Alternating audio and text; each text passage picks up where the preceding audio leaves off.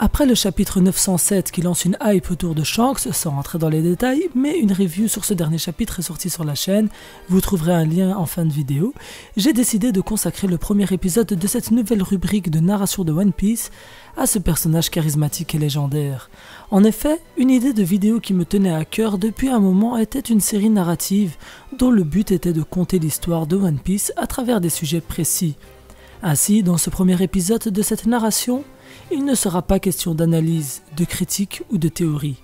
Le but de la vidéo n'est pas d'apporter ma vision sur le sujet ni d'émettre des hypothèses, mais seulement de raconter à ma manière le sacrifice de Shanks.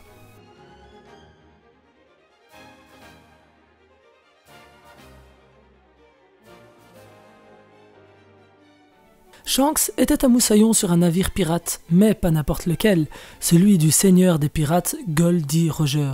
C'est dans son équipage qu'il apprendra les bases de la piraterie à côté de son camarade Mousse, Baggy le clown. Parfois, Shanks voulait que Roger fuit devant l'adversité, lorsque leur navire était encerclé de bateaux ennemis, mais Roger ne fuyait jamais. Lorsque l'aventure du seigneur des pirates se termina, Roger mit fin à son équipage. Chacun partit alors de son côté. Shanks décida de continuer son aventure de pirate, cette fois-ci en tant que capitaine de son propre navire. Muni du chapeau de paille de son feu capitaine, il navigua sur les mers. 2 décennies plus tard, il arrive sur l'île de Dawn, reculé au fond d'East Blue et se pose à la ville de Fuchsia pour se reposer et prendre du bon temps.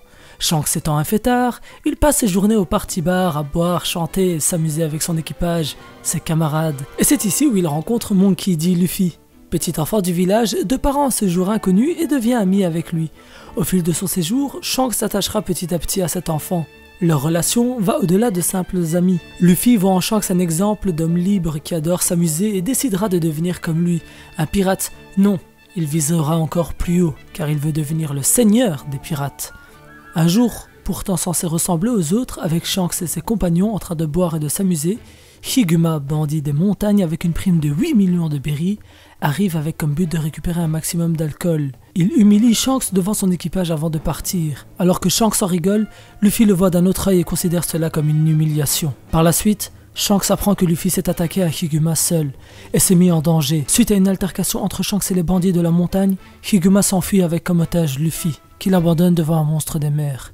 Ce monstre des mers s'attaque à l'enfant lorsque surgit de nulle part Shanks protège Luffy en offrant son bras droit au monstre des mers. Touché par ce sacrifice, Luffy réitère qu'il deviendra le seigneur des pirates et qu'il n'a pas perdu son envie de surpasser Shanks, même s'il s'en veut car par sa faute, Shanks a perdu son bras. Shanks, pour symboliser l'importance de leur promesse, celle que Luffy deviendra un plus grand pirate que lui laisse son chapeau de paille malgré la valeur inestimable qu'il avait à ses yeux. 10 ans plus tard, lorsque Luffy commence son aventure et devient célèbre sous le nom de Luffy au chapeau de paille, il apprend que Shanks est l'un des 4 empereurs du Nouveau Monde, l'un des plus grands pirates de cette nouvelle ère héritière de celle de Roger, l'ère de la piraterie. Quand un pirate de son niveau revient de la plus faible des mers avec un bras en moins, le monde se demanda à quel ennemi redoutable il laissa son bras. Lorsque Shanks rencontra Barbe Blanche, il lui dit qu'il l'a parié sur la nouvelle génération.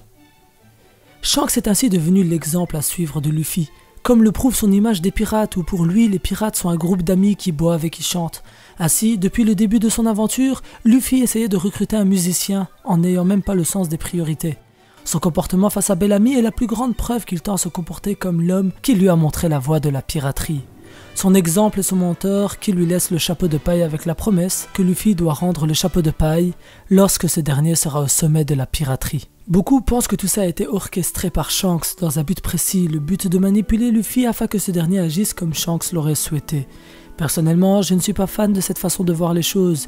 Shanks est un diplomate qui agit pour garder intact l'équilibre du monde. Et plus que ça, il s'agit de quelqu'un qui connaît sûrement les secrets du monde. Cette personne ayant vu son capitaine Roger en Luffy décida de miser sur lui, avec en guise de mise, son bras droit sacrifié pour lui sauver la vie. Shanks est un personnage très apprécié des fans. Laisse ton avis sur le format et le personnage en commentaire. Aussi, tu peux participer au choix du sujet du prochain épisode de narration en votant dans le sondage en cliquant sur le i en haut à droite de la vidéo. En attendant, c'est la fin de celle-ci. Tu peux aussi laisser le pouce bleu et le partage, ça m'aide grandement et je t'en suis reconnaissant. Sinon, les liens de mes réseaux sociaux sont dans la description. C'était Ryuzaka, El Psy, Konguru. Abonne-toi pour rejoindre ma flotte.